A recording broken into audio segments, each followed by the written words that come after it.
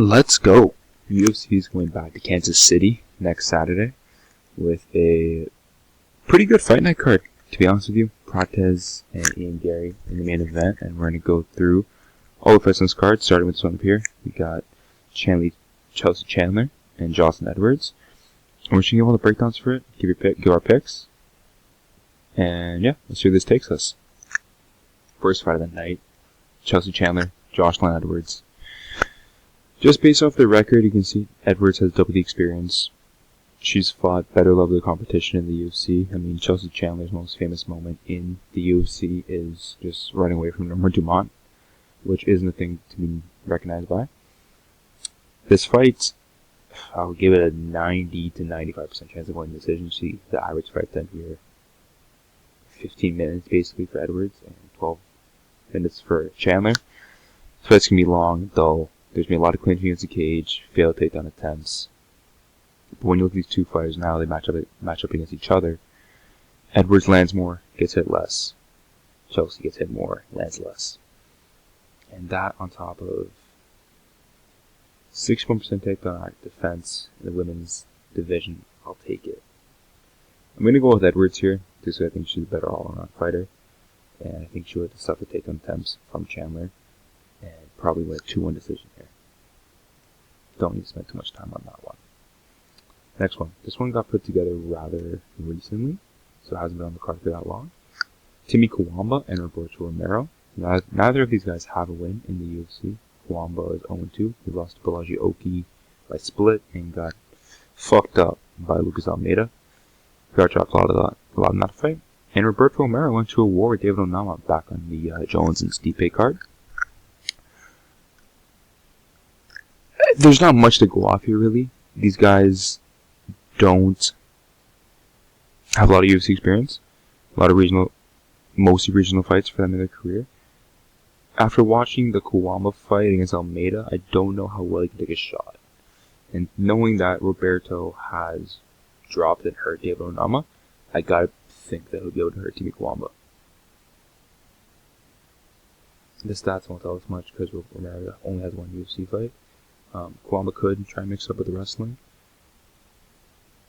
But, I mean, Romero's stocky. He can probably scramble well in this featherweight division. So, it'll probably be a competitive fight. I can see the swing being that Romero will land the bigger shots in the feet than Cuamba. But I think if this were to play out via volume and, who can land more strikes, I think Cuamba could edge that out. But I'm going to go with Romero. Probably by a close decision. I think these first couple of fights we're going to see a lot of decisions, to be honest. But yeah, that's where we're going to go with that one. Jacqueline Amorim, Viana. We see Amorim's a big favorite, rightfully so. She's on a good run right now. 9-1 in her career. And then Viana's at 13-7, taking a couple losses recently. She's hasn't fought in a year. Last fight was against Julian Robertson, got beat the fuck up. And Viana gets submitted a lot. I mean, she's been submitted by various opponents. And Amorim, if you go to the grappling here, is a girl who's going to, 5 submissions per fight is her submission average. And that mixed in with a 38% takedown defense rate for Viana, I don't like it. So I think this is a fight where Amorim can get her down and get into a submission. I mean, Viana's lost primarily, I think, by armbar. And no, Amorim is primarily won by armbar, and Viana gets submitted a lot. So I can see her getting, being very want to get into the specifics. Can land an armbar, can snatch up an arm here, and get an armbar. And on the feet, she doesn't get hit a lot, right? But I think this is primarily because she is a grappler. She, takes the fight to the ground, and I think she'll be able to do that again here. So I'm gonna go with Jacqueline Amorim by submission, first or second round probably. I think Paula Viana is probably at the end of her UFC run, of getting towards the end. This is a good fight. Malcolm Wellmaker making his UFC debut. He had a good KO in the Contender Series against another prospect who was highly touted a couple years ago, has gone through some losses, looking to rebound. Cameron Saaiman. Saaiman trains with the middleweight champ, Dricus du Plessis. So he's getting those hard rounds, hard training sessions out there in South Africa. And he's lost He had a close fight with Christian Rodriguez, Saaiman I'm talking about here. Had a dogfight with Rodriguez, and Rodriguez also missed weight for that fight. So it was one of those ones where Rodriguez misses weight and beats a smaller guy. But Saaiman put in a good performance. Yeah, he got smoked by Payne Talbot. And that really put me on to Payne Talbot. I was like, whoa, he was able to brutalize Saaiman. So he must be pretty good. And so, I mean, even though Talbot lost the last fight, he is very good still. And that's not a bad loss off for Saaiman. This fight comes down to, I think Saaiman's a better fighter all around with grappling. He lands takedowns. He gets fights to the ground. He has good ground and pound. He's a couple finishes by ground and pound. And he's a well-versed striker. Like, he's gonna have those crazy blitzes similar to Duplessis. And it's just about if he can mix that in with the grappling against Wellmaker. Wellmaker's good though. I know he's a bit older than Saaiman. He's 30. He can't go off much because, of course, he doesn't have any of his actual career stats up. This is stuff from the Contender Series. He's making his UFC debut. I think it's gonna be a close one, but I think when Saaiman with his back against the wall, he was a prospect. He's 3-2 in the UFC. He's off 2-fight losing streak. He can't make that 3 losses in a row. I think he has his back against the wall, and I think we'll have to see a good performance from him. And a bit of close decision win, possibly a split, because, give credit where it's due, Wellmaker is a good striker who will land good shots in the feet, and maybe even drop Saaiman in one of the rounds. So, I think we'll see a close decision, but I'm going to side with a Cameron Saaiman win, because he's a more well-rounded fighter who can initiate the grappling and also mix it up on the feet.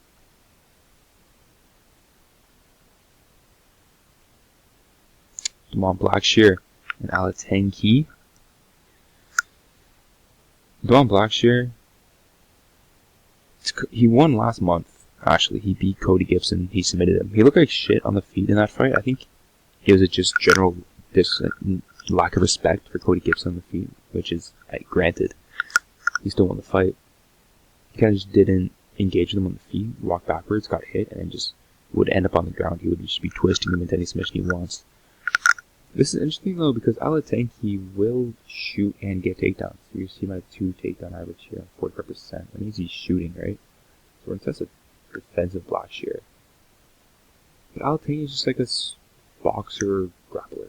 He's gonna box and then he's gonna shoot a takedown. I mean, you'd assume he's not gonna shoot a takedown in this one because he's going against a far superior grappler in Blackshear. But if he does initiate the takedowns, I think he's gonna get twisted up like a pretzel, like most of Blackshear's opponents get.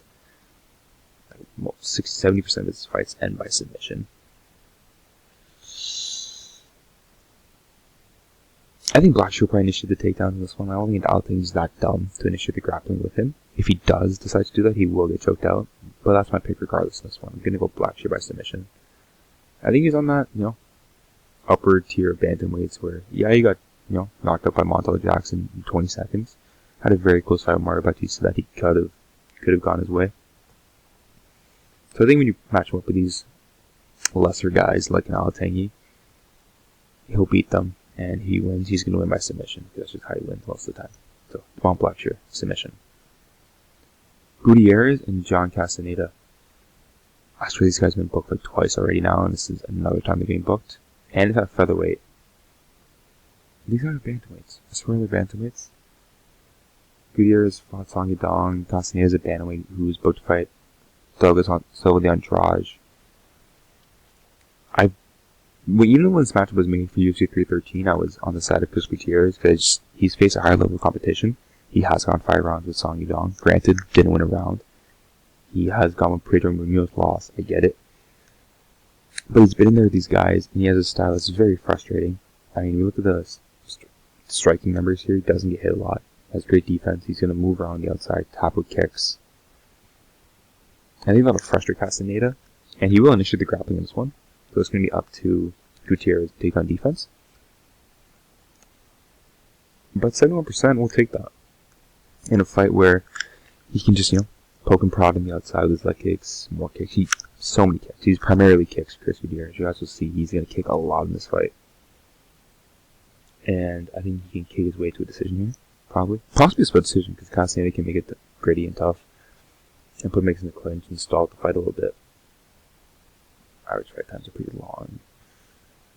Castaneda can get finishes, but Gutierrrez is the guy who you can't get to him, especially in a big cage. Like, this fight isn't in the Apex, it's in a big cage, in a crowd.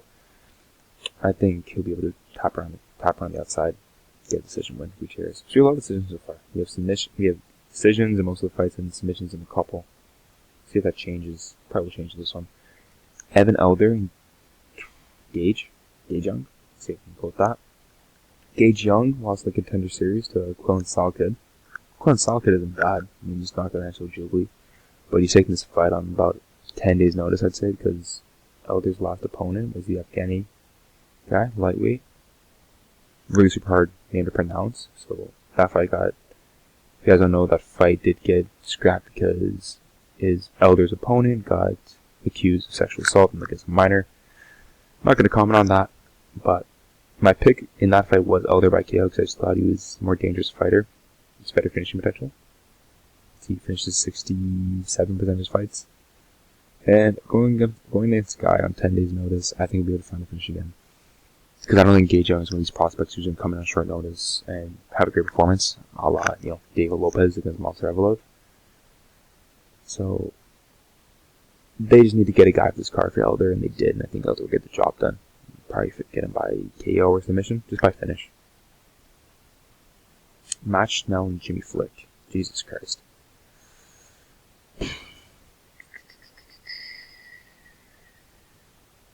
I can see it going either way, but I mean, to be fair to Matt Schnell, who's lost I don't know, it feels like 5 straight fights since his fight with Sumiderji. He's only lost to top guys in the division, whether that be Urseg, got knocked out by, I mean, to get finished so many times with Flick, it's embarrassing. But to lose to Urseg, he just lost to Cody Durden. He's lost to Royval and Nicolau. These are some of the top guys in the division, right? So he's taking an extreme step down in competition from Jimmy Flick. And Jimmy Flick, lost to Nate Maness. He hasn't beaten. He's just a really run-of-the-mill guy. So in theory, this should be a winnable fight for Schnell. He has to start to take on this, because Flick will shoot a lot and miss a lot and go for a lot of submissions. So could I see Matt Schnell getting wrapped up in a submission and just, even to this level of competition losing? I could. It's not past him. But I think he can put together a performance here where he stuffs takedowns of Flick, who does not get takedowns at high accuracy at all. 20% is not good. And he's a far superior striker because Flick's game is extremely one-dimensional with the grappling. At least Schnell can throw shots in the feet and make it, he can establish superiority on the feet, make Flick shoot takedowns. Hopefully he stuffs the takedowns. He'll probably get taken down by some. But if you're on the ground with him, don't get choked out. And Flick's only path to victory is via submission. It's you see the amount of submissions he does average. But at the end of the day, this is a pretty low level fight at flyweight. It's a toss-up in my opinion, because Schnell is just very liable to lose, because he's on such a bad streak of losing. But Flick isn't the best guy to expose Matt Schnell once again. If they're to match Schnell the prospect, they'd be like, okay, I see what's going on here. Get Matt Schnell out of here. Another finished loss for him. But I think he can pull something together and get a win, probably by decision. I don't see him finishing Flick. Okay, on to the main card. It's actually a very good main card for a fight night, I gotta say. I'm excited to go through these ones. The screen is fucking me over here. Let's go. Ikram Aliskerov and Andre Muniz. This one's supposed to happen in Saudi Arabia back in February. And my pick back then was Ikram, and my pick now is also Ikram. Muniz is good. He's a good grappler. Good submission based. Submitted Jocker. He submitted Uriah Hall. He beat... Where are my hands here? He beat Zhang Yong Park. I don't think he won that fight. But he will shoot takedowns. You see four takedowns average of fight on 50%. But he's not good off his back. And he is fighting a Dagestani in Aliskerov, who before the Whittaker fight, when he just got thrown to a Robert Whittaker fight and got KO'd in a minute, he was on a roll. And they were booking against all these top 15 guys, and he was supposed to be the next one's up at middleweight. So I don't think he's completely done now that he got KO'd one time by Robert Whittaker. He's fighting a guy here who's not going to pose a level of danger on the feet here. He doesn't initiate stuff on the feet. The ground is much more forward pressure, throw big shots, land big shots. Whereas Muniz wants to immediately initiate the grappling. And every Ikram Aliskerov fight, you'll hear someone say, he stuffed the takedowns of Khamzat Chimaev, he stuffed Chimaev's takedowns, yada yada yada. So we're going to infer here that he's a good enough grappler to stuff Chimaev's takedowns, he can stuff Muniz's takedowns, and even maybe take down Muniz. And if you look at Muniz's Paul Craig fight, if you guys will go back and look at that, it's Paul Craig's one win at middleweight. Made Paul Craig think he was going to go on a run at middleweight. He got Muniz down, and he beat him up with ground and pound. I can see a very similar thing happening here, if Aliskerov doesn't just walk forward and land big shots and KO him the first round. I can see maybe reversing the position, because this guy is Aliskerov, is an OV, he's from Pakistan. He got tossed into a Whittaker matchup, tough, and he got KO'd by Whittaker. It's tough, right? But he's, again, taking an extreme step down the competition here. He's not fighting a guy who's going to go and try and knock him on the feet. He's fighting a guy who's going to try and initiate grappling with a Pakistani. And I think that's a good game plan. Or, I don't think Muniz has the tools here to win. I just don't see him submitting Aliskerov. That'd be pretty shocking. So, I think I'm going to go with a Aliskerov TKO on the ground with ground and pound, because you get Muniz on his back and you just land big shots and he doesn't have a chance to wrap up an arm or wrap up a leg or shoot a triangle. You get him in that bad spot, he'll fold. So I think we see an Aliskerov, TKO on the ground here. Comeback performance for him. Next one, Randy Brown and Nicholas Dalby. I've been really high on Randy Brown recently. Since Randy Brown, Nicholas Dalby. Randy Brown, I've been really high on him. His only real loss that I've seen in taking like the past, I think, probably 4 or 5 years has been the JDM one. And JDM's fighting for the title in a month. So it's passable to get dropped and subbed by JDM. I think he beat Brian Battle. He's looking better and better each fight. He's coming to his own now. And to be fair, so is Nicholas Dalby. He's been in the UFC for a long time now. He had a career-defining performance when he beat Bonfim in Brazil a year and a half ago about. So these are both guys who are putting on good performances, and it's really just going to come down to, it's going to be a close fight, in my opinion.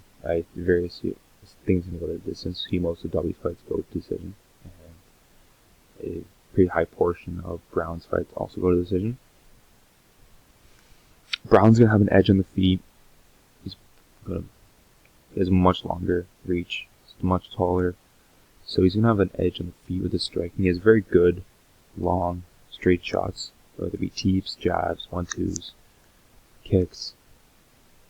And Dalby's going to be sucked with that because he is smaller than him.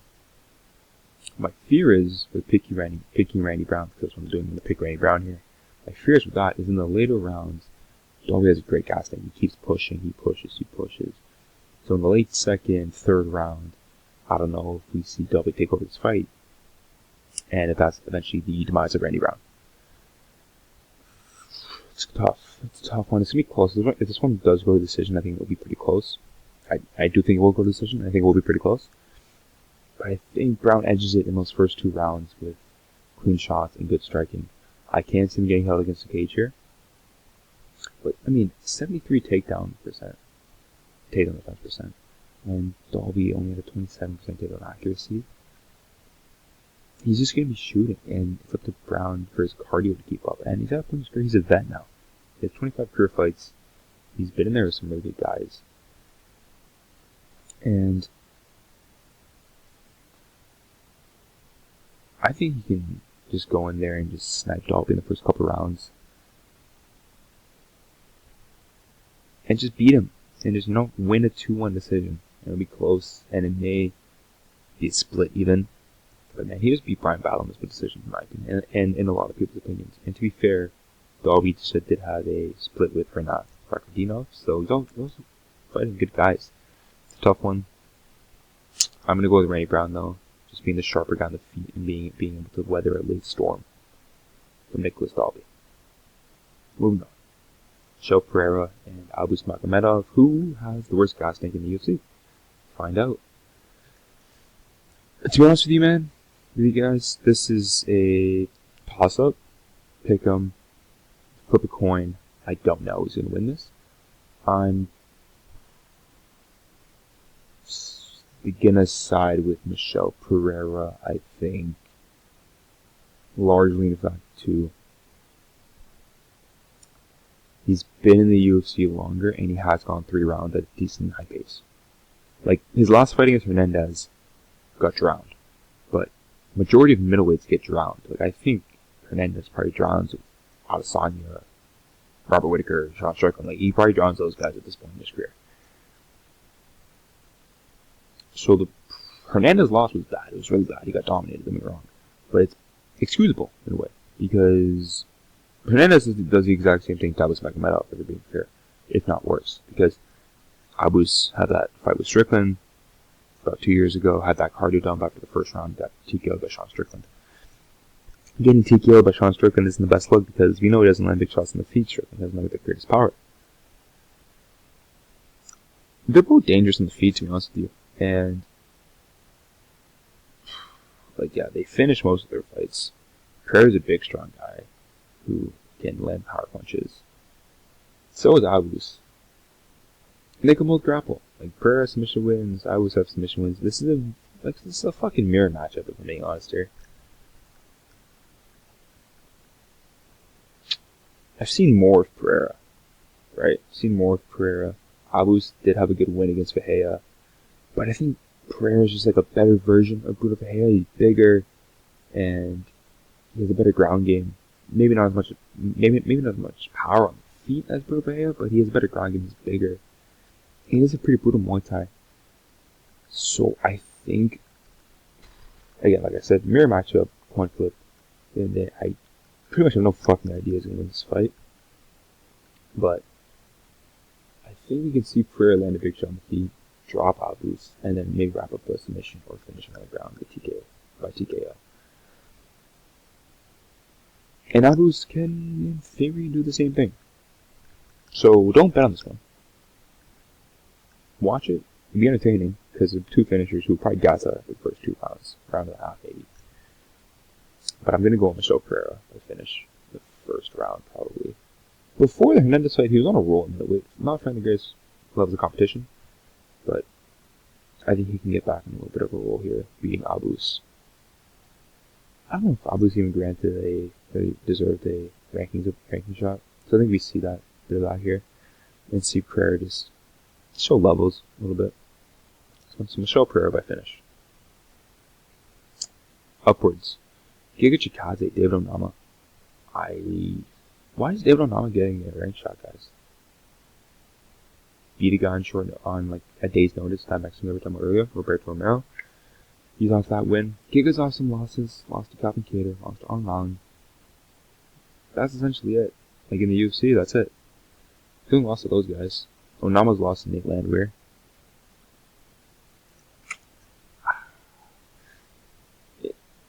Unless Onama initiates grappling here, which he does not do in a very good, effective way, I don't see him winning this fight in the feet. I can't see him out striking Giga Chikadze at range. He can make it ugly and brawl with him. But Giga is great. He has really good defense. This guy's a kickboxer.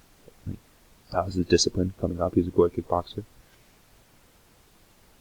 And Arnold Allen's really fucking good to close the distance and land shots on the feet. Calvin Kattar, when he fought him, was really damn good.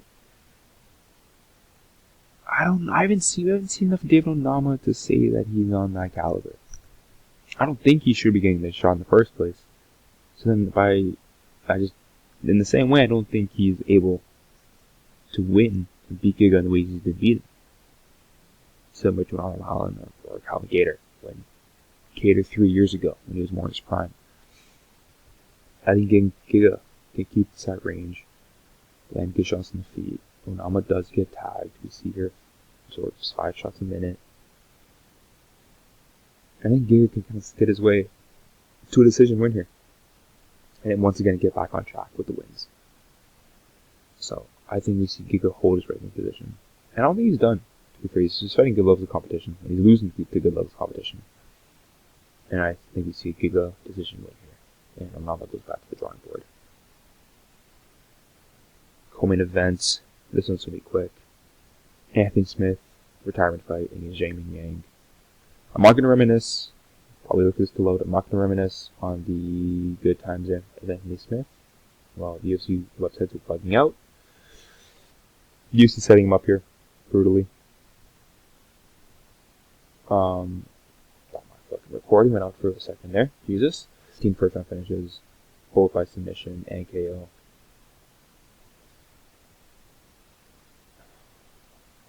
Jesus Christ, this recording, guys. My bad.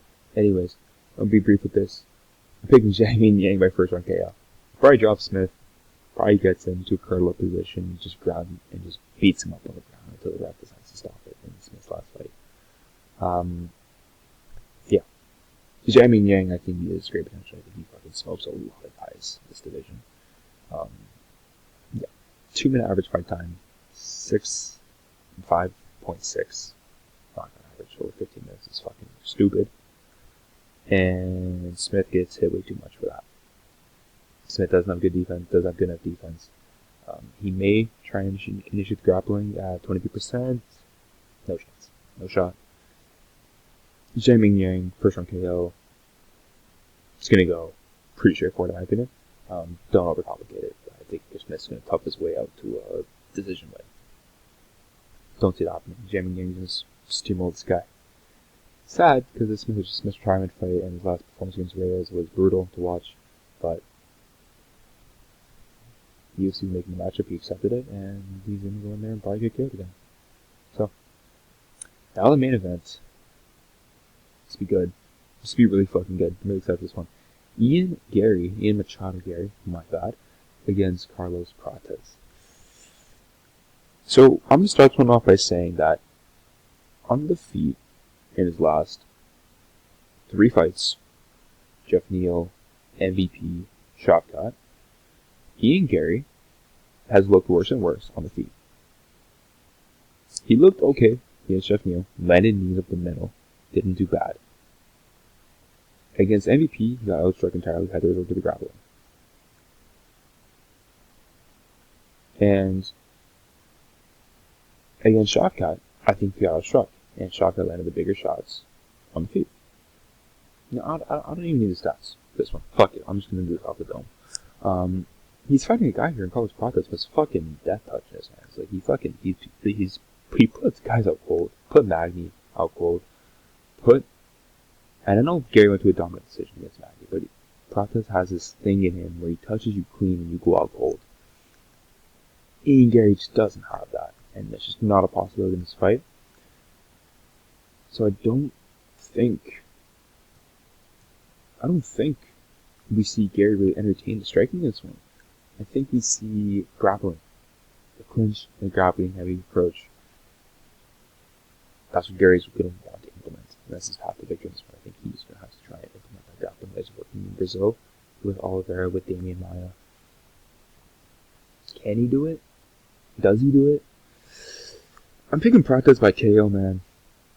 Like, these guys are different, honestly. And Garry's really talented. Jesus Christ, guys. And Garry's really talented. He's a really good striker. He's really fast. He mixes up the body and head well. And the hell is UFC website doing that? Anyways. He mixes it up well. He's talented. And his MMA game is developing overall. He's developing better grappling. He almost submitted shot cut. And he's always working on grappling constantly. He wants to become a well-rounded mixed martial artist. That's great. And he can win this fight. Don't get me wrong. Totally can.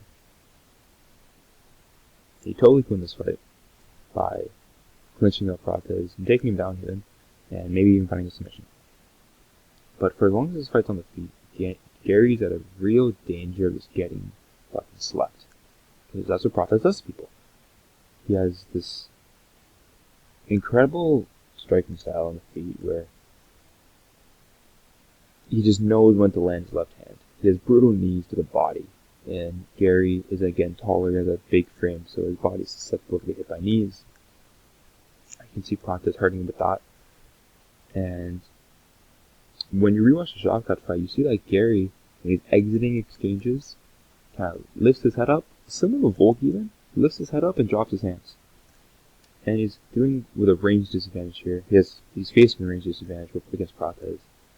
And I see Prates clipping him at the end of either a clinch exchange, or maybe against the fence, or maybe at the end of a short range exchange.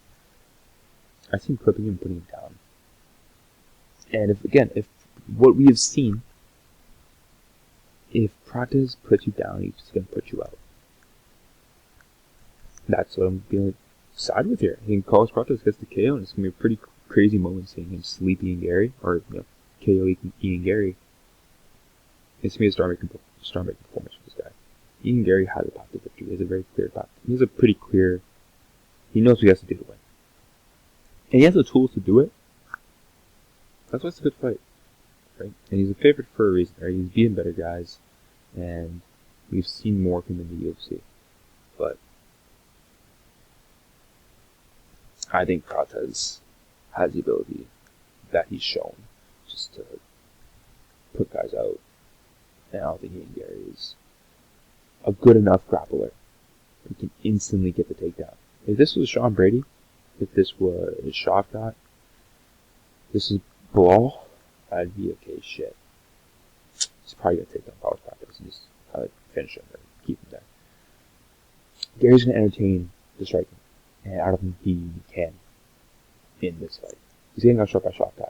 He was a striker going into that fight, and he's getting got struck by Shotgun. I know he took the legs and that was great, but Shotgun landed the bigger shot on the feet. Garry didn't land anything of significance on the feet in that fight. Same thing with the MVP fight. I think his striking has been degrading as he's been focusing on his overall MMA game. And you just can't entertain the striking with Prates. You can't do it. So if Garry, I think he will, stay on the feet for a round, 2 rounds, I think that's when Prates catches him and puts him away. So I'm going to go with Carlos Prates by probably round 2 KO. Like he's done everyone, right? And yeah, that's the card. Pretty long card, long video, I know guys, but let me know what you think down below. And yeah, peace out. Till next time.